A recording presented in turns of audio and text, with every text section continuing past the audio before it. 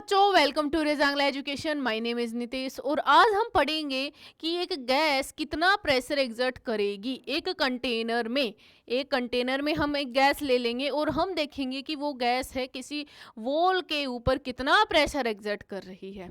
तो चलो करते हैं स्टार्ट। हमने अभी तक काइनेटिक थ्योरी ऑफ गैसेस के 2 लेक्चर्स हो चुके हैं, जिसमें सबसे पहले हमने पढ़ा था postulates of kinetic theory of gases and second हमने पढ़ा है आइडियल गैस इक्वेशन और गैस लॉज। और आज हम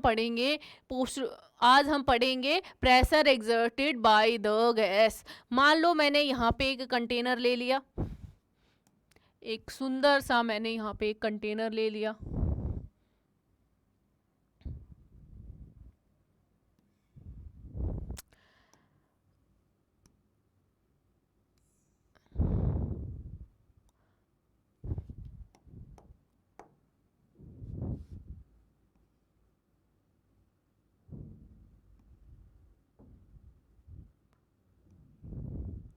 ये हो गया हमारे पास एक कंटेनर और इसमें भरी हुई है गैस। इसमें भरी हुई है गैस।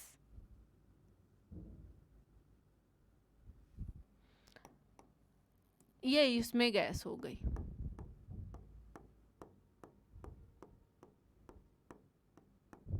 गैस के बहुत सारे मॉलिक्यूल्स हैं जो इसमें भरे हुए हैं। ठीक है, अब यहाँ पे क्या हुआ, ये एक्सिस मैंने मान ली एक्स एक्सिस, इस एक्सिस को मैंने एक्स एक्सिस मान लिया, ये वाली एक्सिस मैंने मान ली वाई एक्सिस।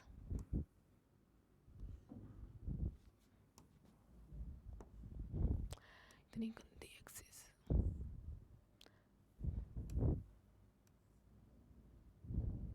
और ये वाली मैंने मान ली जेड एक्सिस। ये वाई एक्सिस हो गई और ये जेड एक्सिस हो गई।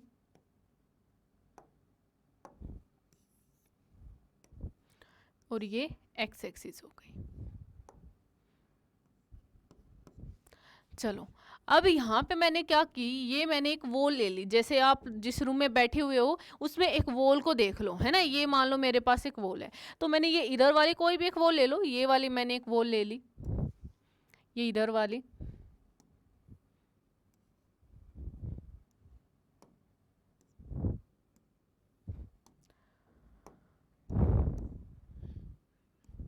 मैंने ले ली ये वाली वॉल।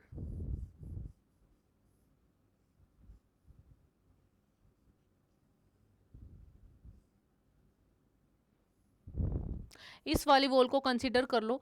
तो गैस का एक मॉलिक्यूल लिया, मैंने मान लिया गैस, इसमें जो टोटल नंबर ऑफ मॉलिक्यूल्स है वो n है। मैंने यहाँ पे मान लिया टोटल नंबर ऑफ मॉलिक्यूल्स।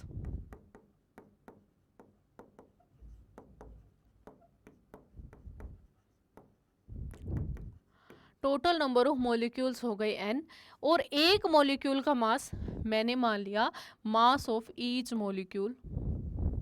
क्योंकि सारे मॉलिक्यूल्स है वो आइडेंटिकल है, तो सभी का मास सेम होगा। मास ऑफ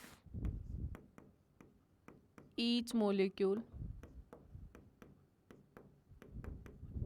कितना मान लिया, m मान लिया। ठीक है, चलो अब करते हैं स्टार्ट। यहाँ पे हमारे पास क्या आएगा कि एक गैस का एक मॉलिक्यूल है, ये मैंने मान लिया गैस का एक मॉलिक्यूल है। ये इस डायरेक्शन में किसी वेलोसिटी, ये गैस का एक मॉलिक्यूल है, ये किसी वेलोसिटी v से जा रहा होगा। ये v से जा रहा होगा तो इसके 3 कंपोनेंट आएंगे। एक तो आएगा हमारे पास vx आएगा, एक vy आएगा और एक आएगा हमारे पास vz, है ना। एक इसके 3 कंपोनेंट आएंगे इसकी वेलोसिटी के, vx vy एंड vz। और हम v को लिख कैसे सकते हैं, v हमारे पास आ जाएगा under root of vx square plus vy square plus vz square. ये आ गया। हाँ, हमें पता है कि इसके मैग्नीट्यूड को हम कैसे लिख सकते हैं, vx square plus vy square plus vz square. अब यहाँ पे बच्चों, जो गैस का एक मॉलिक्यूल मूव कर रहा है उसकी प्रोबेबिलिटी हर एक डायरेक्शन में जाने की इक्वल होगी। जो मॉलिक्यूल है गैस का, उसकी हर एक डायरेक्शन में, किसी भी डायरेक्शन में जाने की प्रोबेबिलिटी होगी वो इक्वल होगी। तो यहाँ पे हम ये लिख सकते हैं कि जो हमारे पास vx होगा वो इक्वल टू होगा vy के, और वो इक्वल टू होगा vz जेड के। तो यहाँ से हमारे पास v की वैल्यू कितनी आ जाएगी, under root of v x square plus v y square plus v z square, इसको मैंने वी एक्स मान लिया, तो ये कितना आ गया 3vx² आ गया। तो यहाँ से हमारे पास निकल के आ गया v² is equal to 3vx²। जो इसकी वेलोसिटी है वो किसके इक्वल निकल के आ गई, vx² के इक्वल निकल के आ गई। ये मेरे पास एक मॉलिक्यूल था, मैंने मान लिया ये किसी वेलोसिटी v से ट्रेवल कर रहा था, ये मैंने मान लिया ये एक मॉलिक्यूल था, यहाँ पे ग्रीन से ले लेते हैं, ये एक मॉलिक्यूल था, ये किसी वेलोसिटी v से ट्रेवल कर रहा था, और इसके जो वेलोसिटी है वो सभी डायरेक्शन में, इसकी जो प्रोबेबिलिटी है हर एक डायरेक्शन में जाने की वो इक्वल है। तो vx vy और vz तीनों क्या आएंगे, इक्वल आएंगे। ठीक है, अब एक बच्चों हम रूट मीन स्क्वायर स्पीड भी डिफाइन करते हैं। रूट मीन स्क्वायर स्पीड, चलो उसको बाद में कर देंगे, पहले और चीजें देख लेते हैं। अब हमने ये वाली वॉल मानी हुई है, ये हो गई हमारे पास ये वॉल।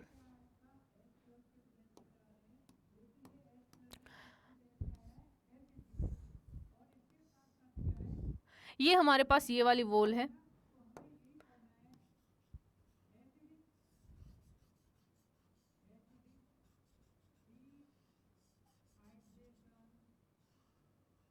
ठीक है, ये हमने ये वाली वॉल मानी हुई है। एक मॉलिक्यूल जा रहा है ये वाला इधर, हम vx को मान लेते हैं, vx को सोल्व कर लो, चाहे vy को चाहे vz को, है ना, इधर ये वाले डायरेक्शन x है तो x को सोल्व कर लेते हैं हम। ये किसी vx स्पीड से जा रहा है, सेम ही vy में आएगा, सेम ही vz में आएगा। ये किसी स्पीड v से जा रहा है, इसका मास है वो m है, ये वॉल से टकराएगा, ये वॉल है, ये किसी स्पीड vx से जा रहा है तो ये इससे टकराएगा और ये फिर यहाँ से वापस आ जाएगा। यहाँ पे कोलिजन है वो इलास्टिक कोलिजन है, यहाँ पे इलास्टिक कोलिजन है, तो यहाँ पे मोमेंटम में और एनर्जी में कोई भी चेंज नहीं आता है, जो कंजर्व रहती है। तो ये जिस स्पीड से गया था ये उसी स्पीड से यहाँ से वापस आ जाएगा। ये मॉलिक्यूल किस स्पीड से वापस आ जाएगा, vx स्पीड से ही वापस आ जाएगा, जिस स्पीड से गया था उस स्पीड से ये वापस आ जाएगा। तो यहाँ पे हमारे पास चेंज इन मोमेंटम कितना आ गया, अगर हम लिखें कि change in momentum, change in momentum, change in momentum को मैंने लिख दिया डेल्टा पी से, और डेल्टा पी क्या आएगा हमारे पास, कितना आ जाएगा, final momentum P final minus initial momentum P initial. Final momentum कितना है, इस डायरेक्शन में है तो ये आ गया हमारे पास माइनस एम वी एक्स, और इस डायरेक्शन में है तो ये आ गया एम वी एक्स। ठीक है, फाइनल माइनस इनिशियल, फाइनल ये हो गया और इनिशियल ये हो गया।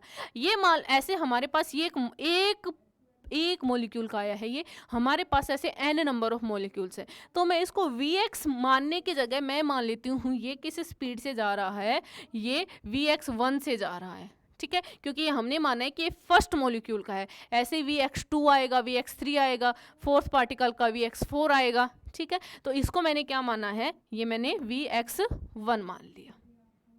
तो यहाँ पे हमारे पास कितना आ गया, डेल्टा पी निकल के आ गया हमारे पास minus M we X 1, sorry minus 2mvx1 है ना, कितना आ गया ये माइनस 2mvx1। नेगेटिव साइन किसको दिखा रहा है, नेगेटिव साइन सिर्फ और सिर्फ डायरेक्शन को दिखा रहा है कि अगर ये मॉलिक्यूल है इसके ऊपर जो इम्पल्स लगा है, इम्पल्स मतलब चेंज इन मोमेंटम, इसके ऊपर इम्पल्स लगा है वो इस डायरेक्शन में लगा है ना, ये जो मॉलिक्यूल है इसके ऊपर इम्पल्स लगा है वो इस डायरेक्शन में लगा है, और वॉल के ऊपर इम्पल्स लगा है वो इस डायरेक्शन में लगेगा। ठीक है, जितना फोर्स मॉलिक्यूल वॉल के ऊपर लगाएगा उतना ही फोर्स वॉल मॉलिक्यूल के ऊपर लगाएगी। तो जितना मॉलिक्यूल के ऊपर इम्पल्स लगाए इस डायरेक्शन में, है ना, ये माइनस किसको दिखा रहा है, ये नेगेटिव साइन, नेगेटिव साइन किसको रिप्रेजेंट कर रहा है, सिर्फ और सिर्फ किसको रिप्रेजेंट कर रहा है, डायरेक्शन को। और इसका कोई भी पर्पस नहीं है। अगर हम इसको मैग्नीट्यूड की फॉर्म में लिखेंगे तो ये आ जाएगा हमारे पास 2mv(x1). डायरेक्शन, हमारे पास डायरेक्शन हमें पता है कि इस डायरेक्शन में इम्पल्स लग रहा है ना, जो मॉलिक्यूल है उसके ऊपर इस डायरेक्शन में इम्पल्स लग रहा है और वॉल के ऊपर इस डायरेक्शन में इम्पल्स लगेगा। तो चलो ये आ गया हमारे पास चेंज इन मोमेंटम आ गया। कितना आ गया हमारे पास 2mv(x1). अब हमें निकालना है प्रेशर। हमें फॉर्मूला पता है, प्रेशर का फॉर्मूला क्या होता है, फोर्स डिवाइडेड बाय एरिया। तो एरिया, ये जो हमने क्यूब ली हुई है, हमने ये मान लिया कि इसकी जो सारी की सारी साइड्स हैं, इसकी सारी की सारी जो साइड्स है वो कितनी है, एल है। इसकी सारी साइड्स को मैंने कितना मान लिया, एल मान लिया। तो एरिया तो हम निकाल लेंगे कि इसका एरिया तो एल स्क्वायर आएगा, लेकिन हमें यहाँ पे पहले फोर्स निकालना है। फोर्स कैसे निकाल सकते हैं, हमारे पास चेंज इन मोमेंटम आ गया, तो फोर्स कैसे निकल जाएगा, change in momentum divided by time, है ना। तो उसके लिए हमें क्या निकालना पड़ेगा, टाइम निकालना पड़ेगा। और टाइम कौन सा, टाइम कौन सा, ये मान लो मॉलिक्यूल है, ये इसके ऊपर कोलिजन किया, फिर उसके बाद ये इसके ऊपर दोबारा से कोलिजन करेगा, तो 2 सक्सेसिव कोलिजन में इसने कितना टाइम लिया, इस वॉल के साथ 2 सक्सेस, एक कोलिजन ये हो गया, फिर ये ऐसे गया और फिर आया, कोलिजन हुआ, फिर ये मॉलिक्यूल ऐसे गया और ये फिर आया है ना। यहाँ पे क्या हुआ है, यहाँ से मॉलिक्यूल चला था, कोलिजन, ये समझो यहाँ पे मॉलिक्यूल ने इसके ऊपर कोलिजन किया। दूसरा कोलिजन कब होगा, जब ये यहाँ से वापस इधर जाएगा और फिर से इसके ऊपर कोलिजन करेगा। तो मॉलिक्यूल ने कितने डिस्टेंस ट्रेवल की 2 सक्सेसिव कोलिजन के बीच में, 2l, है ना। एक तो l तो ये हो गई, कोलिजन करके ये यहाँ आया, l हो गई, और फिर उसके बाद फिर से इधर आया तो 2l हो गई। तो कितने डिस्टेंस ट्रेवल की मॉलिक्यूल ने, 2l डिस्टेंस ट्रेवल की। तो यहाँ पे हम लिख देंगे time taken by the molecule, सभी मॉलिक्यूल इतना ही टाइम लेंगे, बाय ईच मॉलिक्यूल लिख देते हैं, by each molecule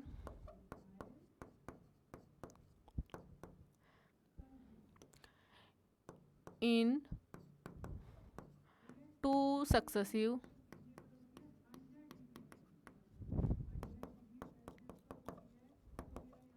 collision is equal to, कितना आ जाएगा हमारे पास, टाइम किसके इक्वल होता है, इसको मैंने लिख दिया delta T.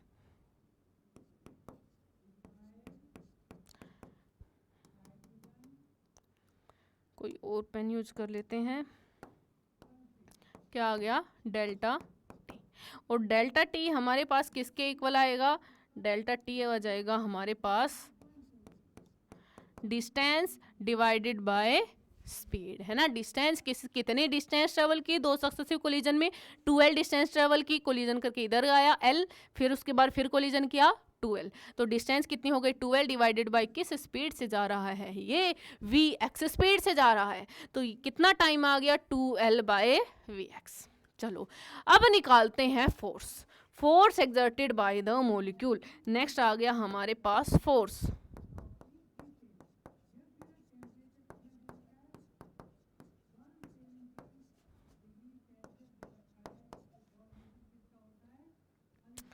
by the molecule।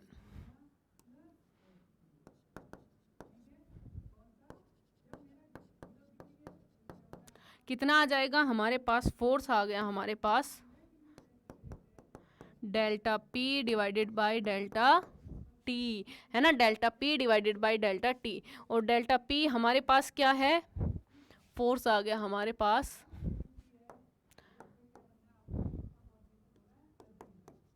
Delta P divided by delta T। तो फोर्स आ गया हमारे पास, डेल्टा P की वैल्यू कितनी आई है हमारे पास, यहाँ से देखो कितने आई है, 2mv(x1), फर्स्ट पार्टिकल का है, और टाइम कितना आया है, 2l by vx1। Each molecule इतना ही करेगा, कितना आ गया ये vx1। तो यहाँ पे ईच मॉलिक्यूल की जगह हम लिख देते हैं बाय द मॉलिक्यूल, क्योंकि हम इसी मॉलिक्यूल की बात कर रहे हैं। तो ये आ जाएगा हमारे पास, क्योंकि सारे के सारे मॉलिक्यूल्स इतना ही टाइम लेंगे, ठीक है। तो हमारे पास कितना आ गया, 2mv(x1), 2 M we x one divided by time आ गया हमारे पास 2L by V x one.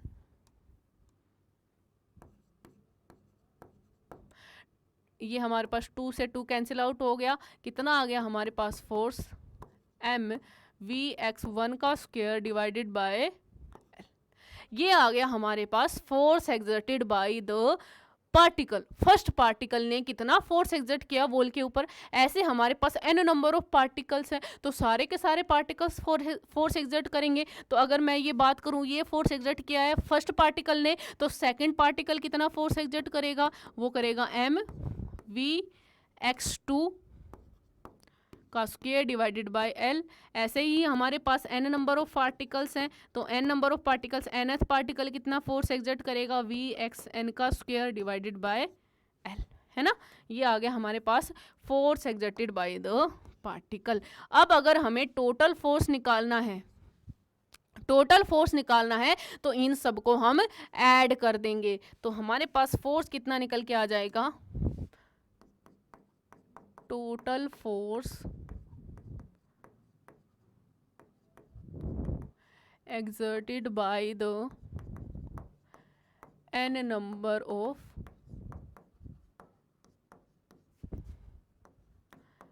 Molecules. n number of molecules कितना फोर्स एक्सर्ट करेंगे, ये आ गया हमारे पास F is equal to F1 plus F2 up to Fn। Value put कर दो इसकी,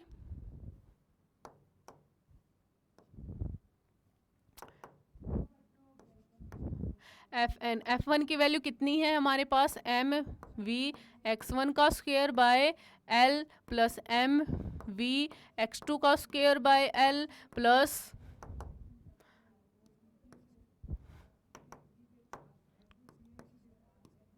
क्या है ये plus up to M we X N का स्क्वायर बाय। ये आ गया हमारे पास force exerted by n number of molecules. m by L common आएगा यहाँ से, m बाई एल को कॉमन ले लो, कितना आ गया वी एक्स वन का square plus V x two का square plus up to V X N का स्क्वायर। अब मैंने यहाँ पे क्या किया, मैंने इसको n से डिवाइड कर दिया और n से मैंने इसको मल्टीप्लाई कर दिया। कितना आ जाएगा हमारे पास, फोर्स आ गया हमारे पास m इंटू एन, एन को आगे ले आओ डिवाइडेड बाय एल, और ये हमारे पास आ गया वी एक्स वन का स्क्वायर प्लस इन सब का स्क्वायर वेलोसिटी का स्क्वायर डिवाइडेड बाय एम। ये हमारे पास होती है रूट मीन स्क्वायर स्पीड। तो ये आ गया हमारे पास वी आर एम एस का स्क्वायर। अब ये वी आर एम एस होती क्या है ये समझ लो। अगर मान लो हमारे पास n नंबर ऑफ मॉलिक्यूल्स हैं, n नंबर ऑफ मॉलिक्यूल्स हैं, उन सभी की स्पीड ले लो, उन सभी की स्पीड ले लो v1 v2 v3 v4 up to vn, और उन स्पीड का उन स्पीड का स्क्वायर कर दो। सभी की स्पीड ले लो, उन स्पीड का स्क्वायर कर दो। सभी की स्पीड ले ली मैंने v1 plus v2 plus up to vn, उन सभी का एक मिनट रुको,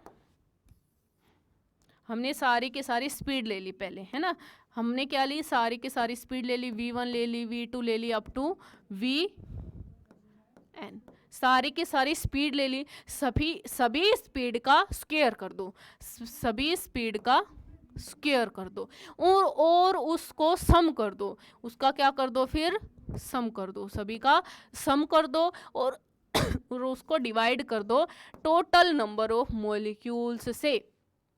सभी के सभी सारी के सारी स्पीड लो, उसका स्क्वायर कर दो, उन सबको ऐड कर दो और उसको डिवाइड कर दो जितने नंबर ऑफ मॉलिक्यूल्स है उससे, और फिर उसका ले लो root.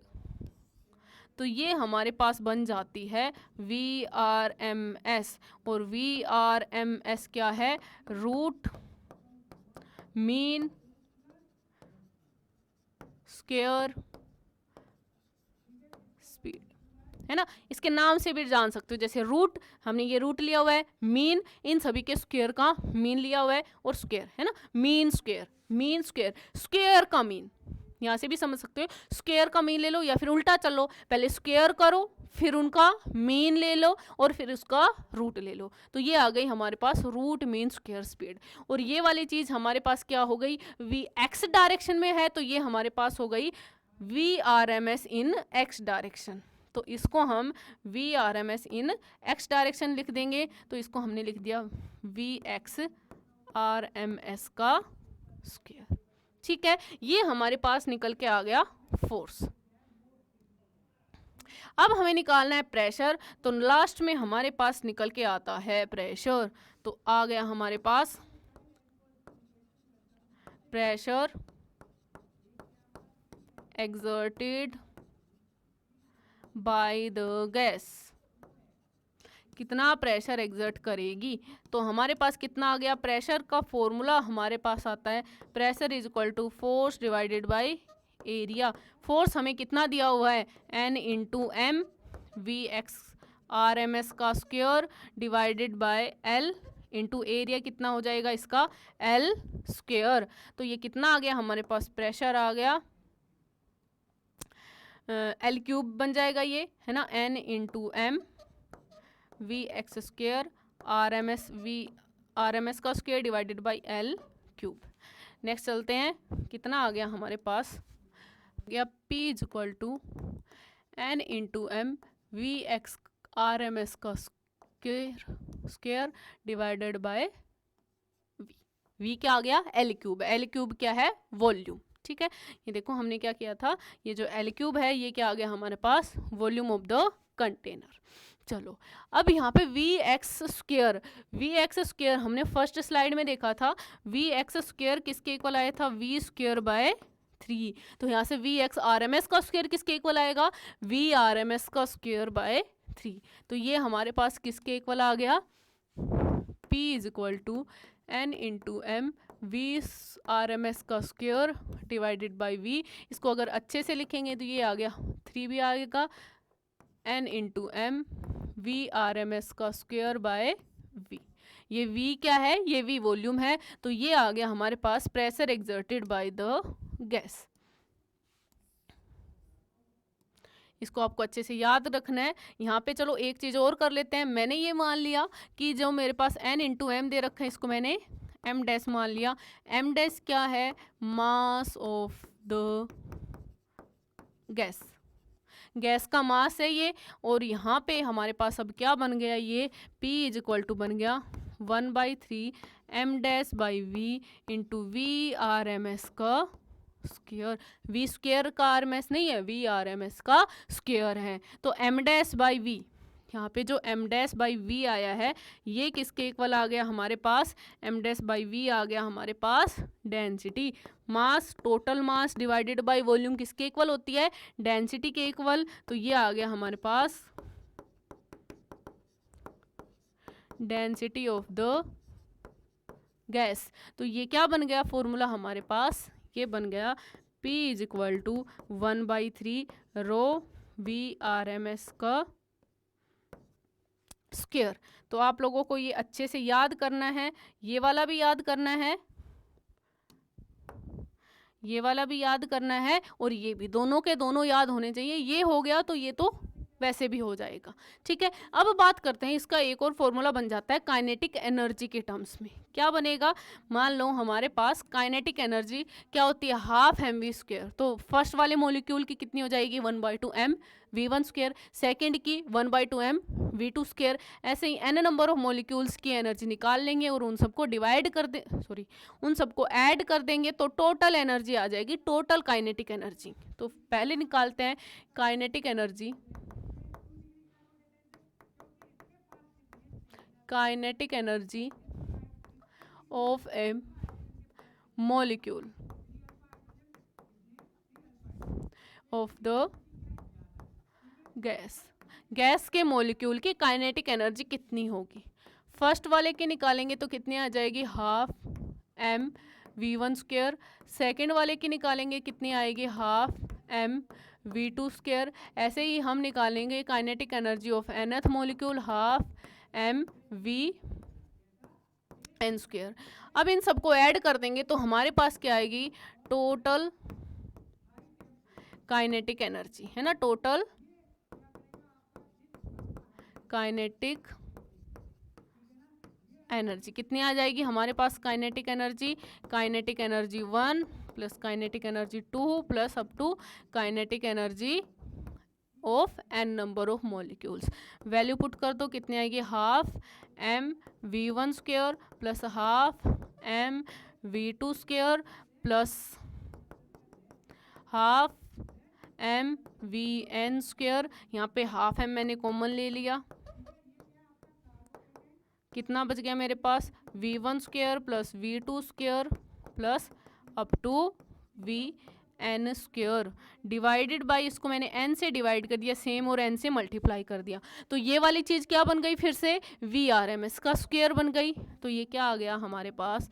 1/2 M we R M S का स्क्वेयर इंटू एन। तो इसको एन को आगे लिख देते हैं, क्या बन गया हमारे पास? 1/2 N into M we R M S का स्क्वायर। ठीक है, तो यहाँ से हमारे पास ये भी क्या बनी है? ये बनी है, और ये हमारे पास इन दोनों को क्या कर सकते हैं? काइनेटिक एनर्जी आई है ये। यहाँ पे भी हमारे पास कितनी है? इन दोनों को पहले डिवाइड कर दो, है ना, दोनों को डिवाइड कर देंगे तो हमारे पास कितनी आ जाएगी? P into V pressure divided by, हमने क्या कर दिया? काइनेटिक एनर्जी से डिवाइड कर दिया। प्रेशर को मैंने काइनेटिक एनर्जी से डिवाइड कर दिया। प्रेशर क्या है हमारे पास? 1/3 N into M we R M S का square divided by V, and kinetic energy क्या है? 1/2 N into M we R M S का square. V R M S square से ये कैंसिल आउट हो गया, इससे ये कैंसिल आउट हो गया। तो यहाँ से हमारे पास v को इधर लेके आओ, क्या बन गई हमारे पास? P V by kinetic energy is equal to 2/3। तो काइनेटिक एनर्जी किसके इक्वल आ गई? 3/2 किसके इक्वल आ गई? 3/2 पी इंटू वी के इक्वल आ गई। और हमारे पास पी वी है ना, आइडियल गैस इक्वेशन से याद है आप लोगों को, पी वी हमारे पास कितनी होती है? nRT। तो हम ये बोल सकते हैं for n number of moles, n number of moles के लिए हमारे पास काइनेटिक एनर्जी किसके इक्वल आ गई? काइनेटिक एनर्जी आ गई 3/2 nRT, है ना। और हमारे पास जो n है, यहाँ पे जो n है वो किसके इक्वल होता है? Number of molecules divided by Avogadro number के इक्वल होता है। तो वैल्यू पुट कर दो इसकी, काइनेटिक एनर्जी किसके इक्वल आ जाएगी? काइनेटिक एनर्जी आ गई हमारे पास 3/2 n/na into R into T. और हमें ये भी पता है, मैंने तुम्हें पढ़ाया हुआ है, मैंने आप लोगों को पढ़ाया है, आर किसके इक्वल होता है? एन ए इंटू के बी। तो यहाँ से हमारे पास के बी किसके इक्वल आएगा? R by N A. तो यहाँ से आर बाय एन ए को क्या लिख सकते हैं हम? के बी। यहाँ से देखो आर बाई एन ए को हम क्या लिख सकते हैं? के बी लिख सकते हैं। तो यहाँ से मैंने क्या लिख दिया? काइनेटिक एनर्जी किसके इक्वल आ गई? काइनेटिक एनर्जी आ गई 3/2 एन के बी टी। ठीक है, ये आ गई हमारे पास 3/2 एन के बी टी। तो यहाँ से हमारे पास क्या क्या बना है? ये देखो काइनेटिक एनर्जी है ये काइनेटिक एनर्जी। यहाँ से हमारे पास 1/2 N into M we R M S का स्क्वायर आई। तो मैंने प्रेशर को और काइनेटिक एनर्जी को डिवाइड कर दिया। तो यहाँ से हमारे पास ये वाली इक्वेशन निकल के आई। काइनेटिक एनर्जी किसके इक्वल आ गई? 3/2 पी वी। फिर उसके बाद हमें पता है P V equal to N R T होता है फॉर एन आइडियल गैस। क्योंकि ये प्रेशर एक्सर्टेड बाय ये गैस निकाल रहे हैं, ये कैसी गैस है? ये एक आइडियल गैस ही है। तो यहाँ पे हमारे पास इसमें मैंने वैल्यू पुट कर दी, तो ये मेरे पास आ गई काइनेटिक एनर्जी आर टी के फॉर्म में। ठीक है, उसके बाद हमें पता है नंबर ऑफ मोल्स किसके इक्वल होता है? Number of molecules divided by Avogadro number. Avogadro number की वैल्यू पता है 6.022 इंटू 10⁻23 मोलिक्यूल्स पर मोल। तो यहाँ से क्या आ गया? काइनेटिक एनर्जी की हमारे पास वैल्यू आ गई 3/2 एन के बी टी। 3/2 एन के बी टी। तो ये वाली इक्वेशंस आप लोगों को डायरेक्ट याद होनी चाहिए। आज जो भी पढ़ाया है वो डायरेक्ट याद होना चाहिए आप लोगों को। ये भी लिख लो अगर आप लोगों को लिखना है कि जो प्रेशर एग्जर्टेड बाय ये गैस निकाल रहे हैं, ये कैसी गैस है, ये एक आइडियल गैस है। याद रखना ये वाली चीज़, ठीक है, क्योंकि हम स्टार्टिंग से ही आइडियल गैस के ऊपर ही बात कर रहे हैं, तो हम यहाँ पे आइडियल गैस ही पढ़ रहे हैं, ठीक है। तो ये आप लोगों का हो गया प्रेशर एग्जर्टेड बाय ये गैस। अब नेक्स्ट लेक्चर में करेंगे हम जो भी हमारे पास बचा हुआ है मॉलिक्यूल, जो भी मैक्सवेल बोल्ट्जमैन जो डिस्ट्रीब्यूशन कर्व आता है वो करेंगे, और फिर हमारे पास RMS स्पीड बची है, most probable speed, average speed, ये सब हम नेक्स्ट लेक्चर में करेंगे। तो आज के लिए बस इतना ही, चलो मिलते हैं अब नेक्स्ट लेक्चर में। Okay, thank you.